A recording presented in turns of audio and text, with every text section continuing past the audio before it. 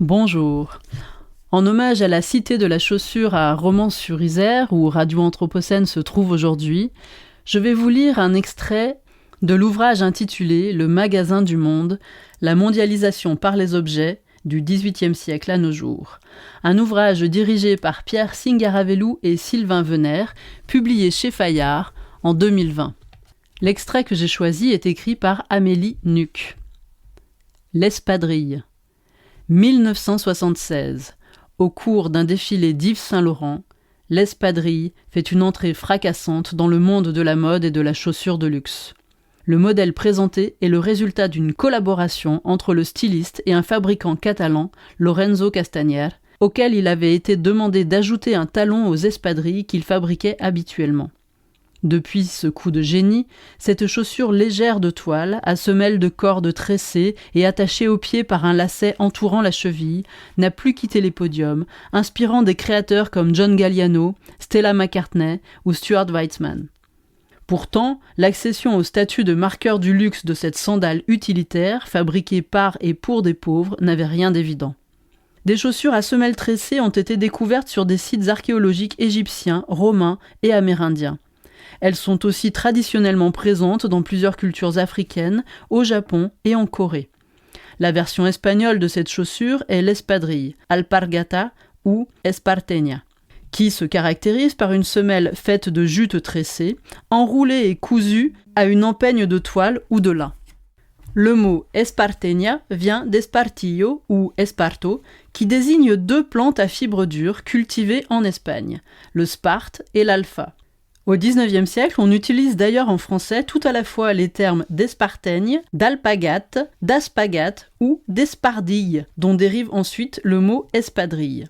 Ce type de chaussure, qui aurait été porté au XIIIe siècle par les fantassins de la couronne catalano-aragonaise, est très populaire dans le Levant espagnol et sur les deux versants de la chaîne pyrénéenne de la Catalogne au Pays basque. En France, la fabrication de l'espadrille aurait débuté au XVIIIe siècle dans le Béarn et le Pays basque, à la suite de l'importation, via des migrants saisonniers, principalement des femmes, de techniques en vigueur en Espagne.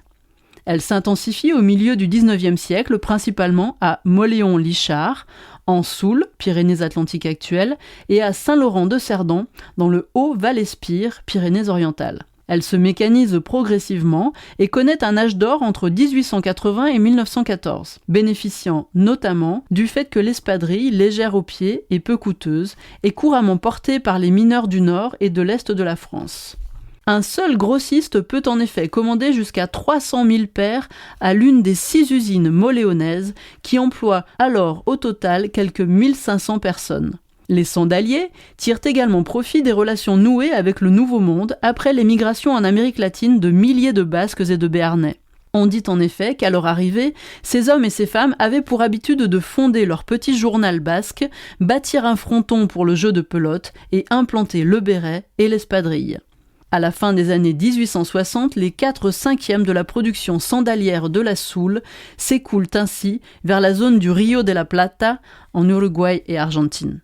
En 1883, Juan Echegaray, un immigrant basque, et Robert Fraser, un ingénieur textile écossais, se lancent dans la fabrication industrielle d'espadrilles. La Fábrica Argentina de Alpargatas, fabrique argentine d'espadrilles, s'étend bientôt en Uruguay et au Brésil pour vendre ce que l'on désigne alors comme des chaussures espagnoles. De couleur noire, blanche ou bleue, avec ou sans lacets, les espadrilles deviennent un élément incontournable de l'habillement des paysannes et paysans argentins et des gauchos. Mais l'espadrille peut également être politique. En Espagne, après avoir traditionnellement chaussé les soldats de l'infanterie, elle symbolise durant la guerre civile, 1936-1939, la lutte de combattants républicains mal équipés mais dévoués à leur cause. En Argentine, elle est présente dans l'arène politique, étroitement associée à la classe ouvrière. En 1946, le mouvement étudiant opposé au président Juan Domingo Perón manifeste au cri de « Non à la dictature des espadrilles ». Ce à quoi les syndicats favorables au pouvoir répondent « Des espadrilles, oui, des livres, non ». Durant la seconde moitié du XXe siècle, l'espadrille est produite de façon massive. En France, l'association de l'espadrille avec les loisirs estivaux et la décontraction, ne chose-t-elle pas Gaston Lagaffe, le héros de bande dessinée feignant imaginé par Franquin en 1957, est de plus en plus étroite dans les années 1960. Mais les industriels tâchent de diversifier leur production, comme en témoigne l'invention des brodequins pâte au gaz par le moléonais René Elisabide en 1955. Ils se plaignent en effet de la concurrence exercée par l'Espagne puis par la Chine à partir des années 1980. En espadrille, on danse le disco, affirme ainsi un spot publicitaire du groupement France Espadrille, parodié par les nuls qui estiment qu'en espadrille, on a l'air d'un con.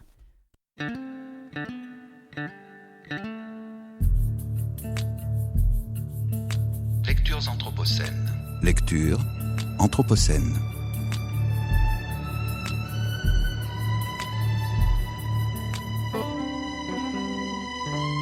Lectures anthropocènes.